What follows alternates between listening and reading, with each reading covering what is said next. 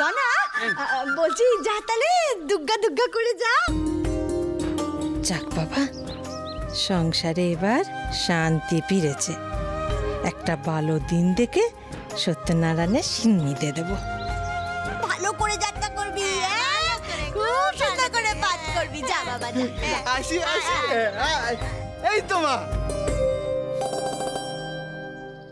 মা আসি। হ্যাঁ বাবা, সাবধানে যাও, ভালো করে যাত্রার পালা করো, ঠিক আছে? যা।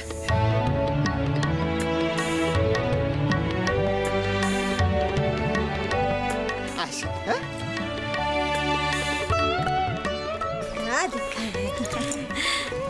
সাবধানে যা।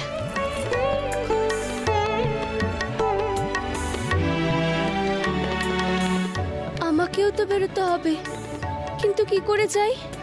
বাবু সোনা, বাবু সোনা, কোথায় গেল ছেলেটা? দেখেছো দেখেছো মেজদি, কোন সাড়া দিচ্ছে না? ও বাবু সোনা, বাবু সোনা, কোথায় গেলি? ওরে বাবা, বদ্দাকে দেখে শেখ।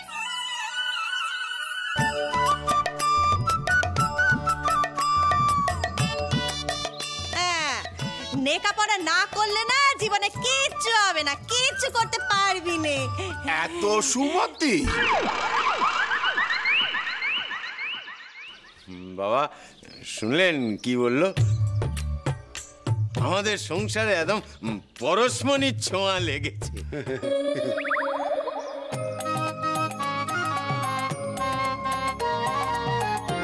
ও মানে বাবা, আপনি ঘরে গিয়ে বিশ্রাম নিন, আমি শঙ্করের জল খাবার সাথে আপনার চা আর তামাকও পাঠিয়ে দিচ্ছি।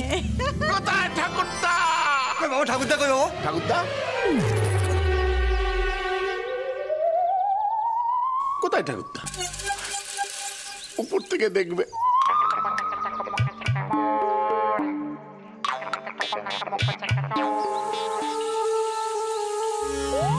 দেখবো দেখবো, চাক্ষুষ দেখবো, সেই জন্য তো পাঁচিলে এসে বসলাম।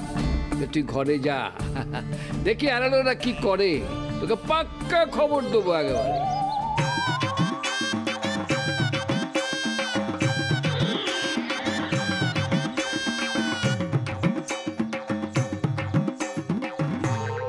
মা,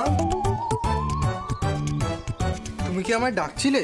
ডাকছিলাম তো, কখন থেকে ডাকছি, সাড়া দিচ্ছিলি না। নিশ্চয়ই ওপরে গিয়ে ঘুরে ওড়াচ্ছিলি। বলি ওসব করলে হবে? লেখাপড়া করতে হবে তো। যা, হাত মুখ ধুয়ে এক্ষুনি দাদুর ঘরে যা, পড়তে বস।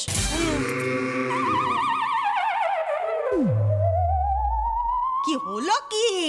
দাঁড়িয়ে থাকলে হবে? যা, এক্ষুনি যা, পড়তে বস। যা যা, পড়তে বসবি, যা যা না।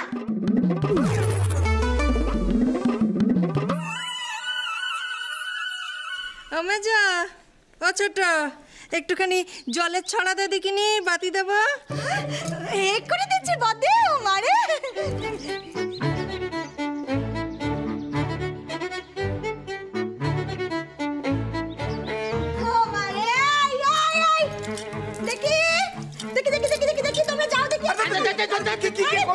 জলে ছড়া দিতে বললে না, বাতি দেবে তো। যাও যাও যাও, উঠোন ফাঁকা করো, উঠোন ফাঁকা করো।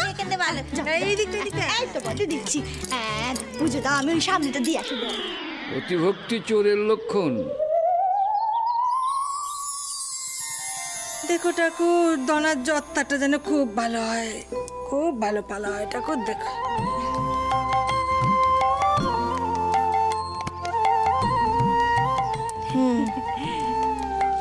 কাজকর্মগুলো যেন ঠিকঠাক হয়।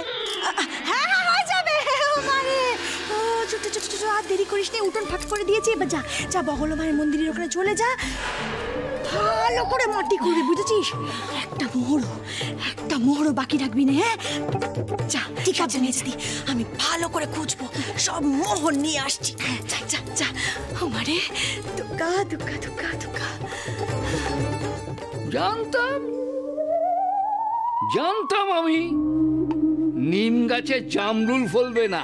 হ্যাঁ কুটিলা, আজ তোর একদিন কি আমার একদিন।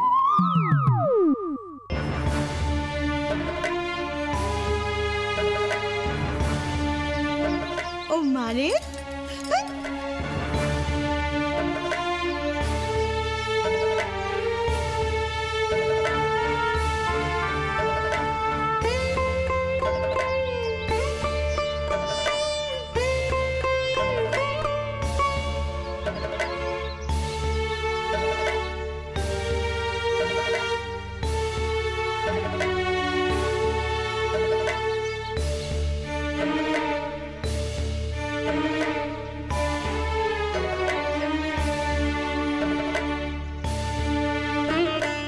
এখন তো কেউ নেই, এই সুযোগে বেরিয়ে পড়ি।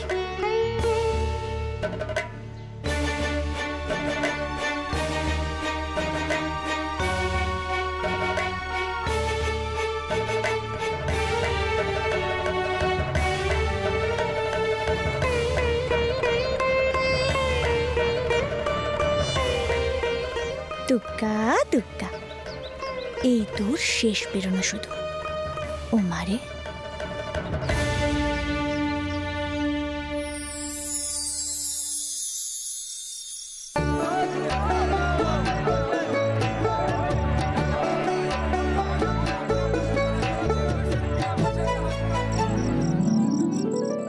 কি হলোটা কি?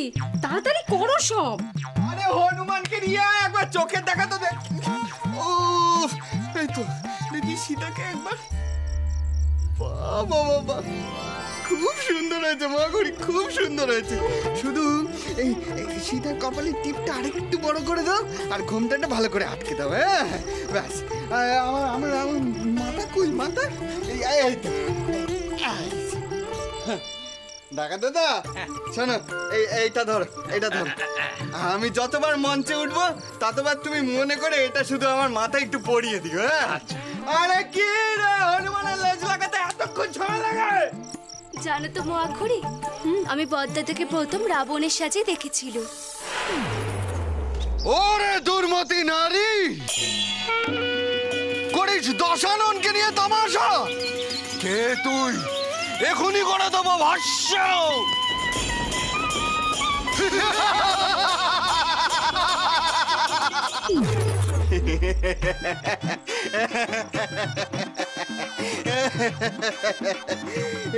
না না না না না, এত হাসি ভালো না, এত হাসি ভালো না, বরং তার থেকে কাজে মন দেওয়া ভালো। শুধু যত হাসি তত কান্না, বুঝলে? শূর্পণখাদা, তুমি এখন মহড়া দাও, আমি সংলাপ বলছি। আমি একটু দেখি। বিভীষণের কোনো কথা তুমি শুনবে না দাদা, ও কাপুরুষ। কিন্তু তুমি তো দশানন, তোমার বোনের নাক কাটার প্রতিশোধ তুমি তুলবে না? রামচন্দ্রের ভ্রাতা লক্ষণ শেষে আমার নাক ঘ্যাচ করে কেটে দিল।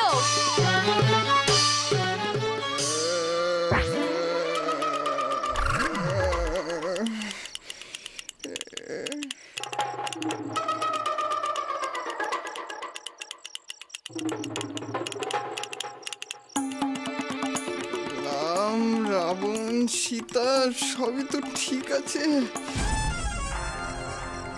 আমার যত দুশ্চিন্তা হচ্ছে এই শূর্পণখাকে নিয়ে।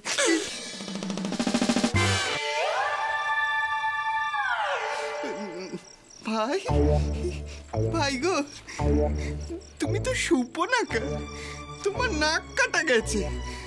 এখন তুমি যদি ডাকাতের মতো এরকম বুক চিতিয়ে দাঁড়িয়ে থাকো কেমন লাগে বলো তো? তোমার তো লজ্জায় অপমানে মাটিতে মিশে যাওয়ার কথা, বুঝেছো? আরে কি এরকম নয়, সব কথা সোজা মানে ধরলে আমি কাজ করি কি করে বলো তো? আরে মাটিতে মিশে যাওয়ার মানে মাটিতে শুয়ে গড়াগড়ি খাওয়া নয়, লজ্জায় অপমানে মাথা নিচু হয়ে যাওয়ার কথা, মাথা নিচু নিচু। আচ্ছা কাকে আমি শূর্পণখার পাঠ দিয়েছি? ও ডাকাত দাদা, তুমি একটু বোঝাও না, একটু বোঝাও। হ্যাঁ এটা ধরো, এটা ধরো। এই এই পঞ্চা, একটু হেলে দুলে হাঁটতে পারছিস না হতচ্ছাড়া? হ্যাঁ, এমন ভাবে হাঁটবি যেন মনে হয় তুই ডাকাতি করতে গেছিস আর কেউ কান টেনে ধরেছে। কপাল ওদা না, এটা নাকের জায়গায় কানে চলে গেল। এই আমি তোকে বুঝিয়ে দিচ্ছি। মেয়ে তো এই হাতটা এরকম নিলি, এরকম নিলি, নিয়ে এই কোমরে দিলি, দিয়ে এই সরো, সরো ভাই সুরপনাকা, সরো সরো। সুখবর, সুখবর আছে গো, সুখবর। ধনা সাধু লোকে লোকারণ্য হয়ে গেছে একেবারে যাত্রার মাঠ। বলছি ধনা, মানে এখন তাহলে কোন ঘন্টাটা দেবো? তুমি ঘন্টা দুটো তুলে এনে আমার মাথায় মারো। আর কেন? 3টে তো ঘন্টা হয়, হ্যাঁ, তার মধ্যে একটা দিয়েছো, বাকিটা অঙ্ক কষে নিলেই হয়। ও বুঝতে পেরেছি, বুঝতে পেরেছি। এই তুই আমি বুঝিয়ে দিচ্ছি। আমায় মেরে ফেলবে এরা, মেরে ফেলবে, আমার নাক কাটবে মঞ্চে। দেখছো, শুধু দেখছো কি হচ্ছে। বড়দাদা, আপনি শান্ত হন, ঠিক সব হবে।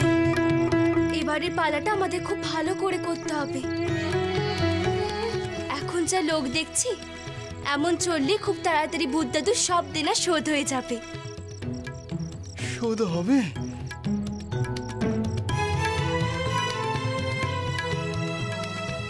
ভূত দাদুর দেনা শোধ হয়ে গেলে না শুধু, আমি তোমাকে আর পালা করতে জোর করব না।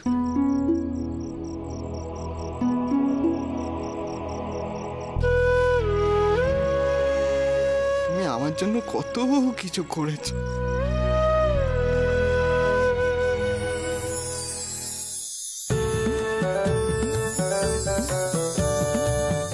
তোর ইচ্ছে মতো এই মোহরের সাহায্যে সংসারে শান্তি ফিরিয়ে আনিস। শুধু মা, এই মোহর দিয়ে যাত্রা দল খুলিস। খবরদার, এ কথা কাউকে বলবি না। এই দেখো, আজ আমি সত্যি সত্যি যাত্রা সম্রাট হয়ে গেছি। শুধু আপনার জন্য কেন বলছেন বড়দাদা? গোটা সংসারের জন্যই তো করতে হতো। বড় জ্যাঠামশাইয়ের ব্যবসা ডুবিয়ে দিল বিষ্ণু মামা, এমনকি মেজ জ্যাঠামশাইয়ের আপিসের চাকরি চলে গেল। দাদুকে কত কিছু দিতে হলো। পালা না করলে কি করে চলতো বলুন তো? শুধু আমি বড় দাদা তো, আমি সব বুঝি।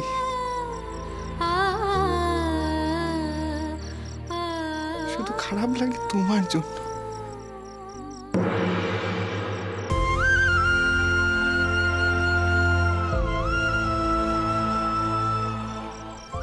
কিন্তু আর আমাদের লুকোচুরি করে পালা করতে হবে না। দেখো, আমি সবটা সামলে নেব।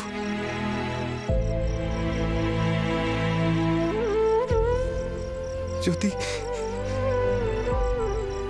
ঠাকুরের কৃপায়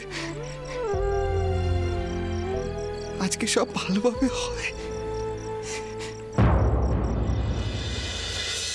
তাহলে হয়তো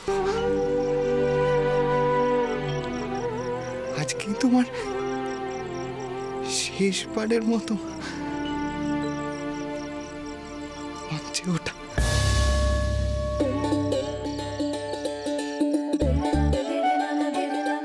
আর মিথ্যে কথা বলতে হবে না, আর ধরা পড়ার ভয়ও থাকবে না।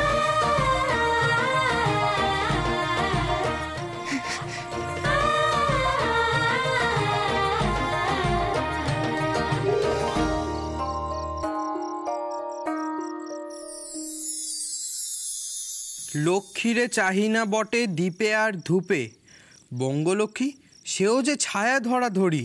কবি মোহিতলাল মজুমদারের এই বঙ্গলক্ষ্মী কবিতায়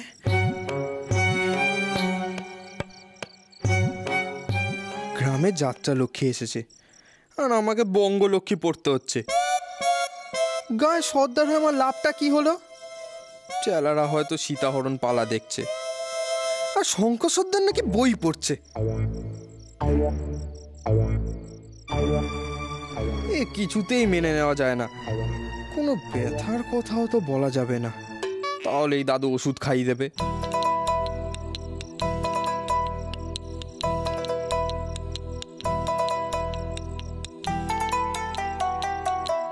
অনেকক্ষণ সারা শব্দ পাচ্ছি না কেন রে শঙ্কর? এরপর তো তোকে রচনা পড়তে হবে। আসলে দাদু, তারিণী মাস্টার বলেছে এবারে আমাদেরকে আর গরুর রচনা লিখতে হবে না, এবারে রামের রচনা লিখতে দেবে। মানে আমরা রামায়ণ থেকে কি শিক্ষা পাই সেইটার ব্যাপারে লিখতে হবে।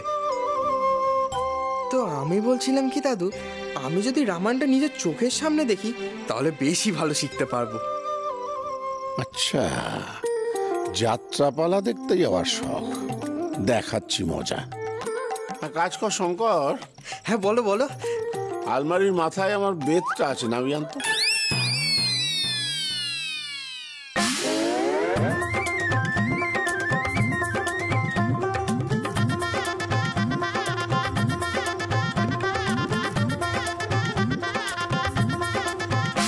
বাবা,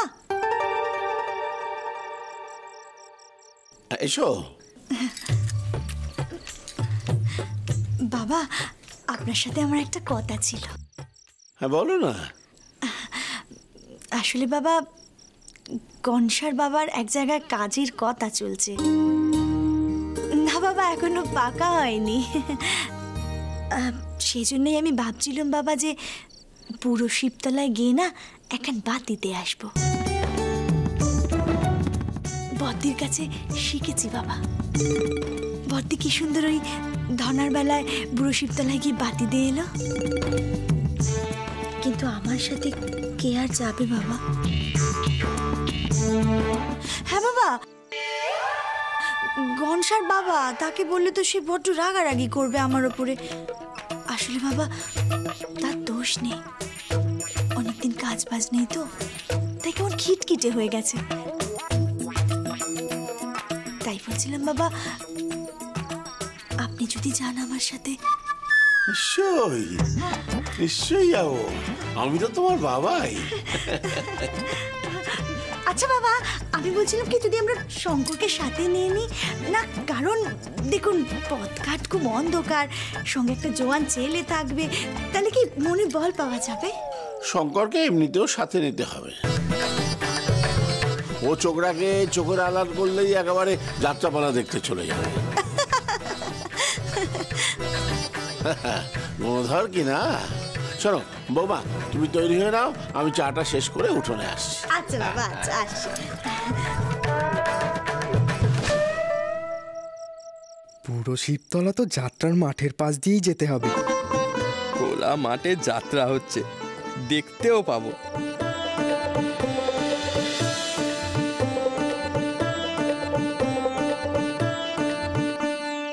বাবা, আজ পুরো শিবতলায় যাপালা হবে না। আন্নাকালি, এই সুযোগ ও মারে। শঙ্কর, আয় বাবা।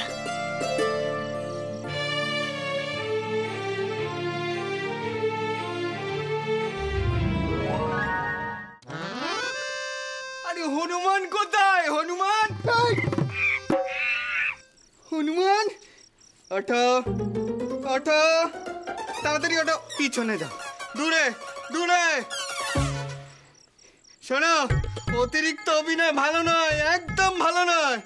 যদি মঞ্চে সুন্দর করে অভিনয় করতে হয়, সুন্দর করে প্রণাম করতে হয়, তাহলে দূর থেকে হাঁটু গেড়ে বসে তবে প্রণাম করবে, বুঝেছো? জি আজ্ঞা। জি আজ্ঞা? হিন্দি বলছি। বলছিলাম রাঁচি থেকে সেই 15 বছর আগে আমাদের দলে এসে ভিড়েছি। এখন পর্যন্ত বাংলাটাই ঠিক করে বলতে শিখলো না। দিন রাত খালি জি আজো জি আজো।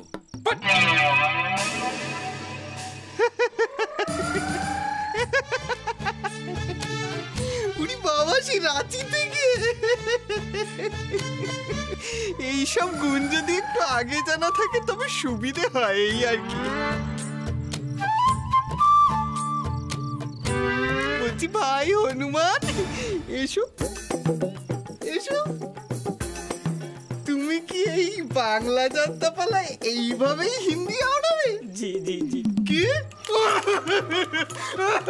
হিন্দি বলা? এইভাবে হিন্দি বলা? শান্তি শান্তি, বড়দাদা আপনি তো রেগে যাচ্ছেন কেন? হিন্দি বলছে। আচ্ছা শান্তি শান্তি ধানা ধানা, মানে আমি বলছি কি, ওই হনুমান তো অযোধ্যায় সর্বক্ষণ এই রামচন্দ্রের পিছন পিছন ঘুরতো, তাই একটু আধটু যদি হিন্দি বলেই ফেলে তাহলে অসুবিধাটা কোথায়? আমার মাথায়